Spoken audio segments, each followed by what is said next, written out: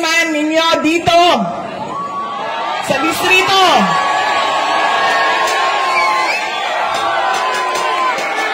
Ay, inendorso mo ba?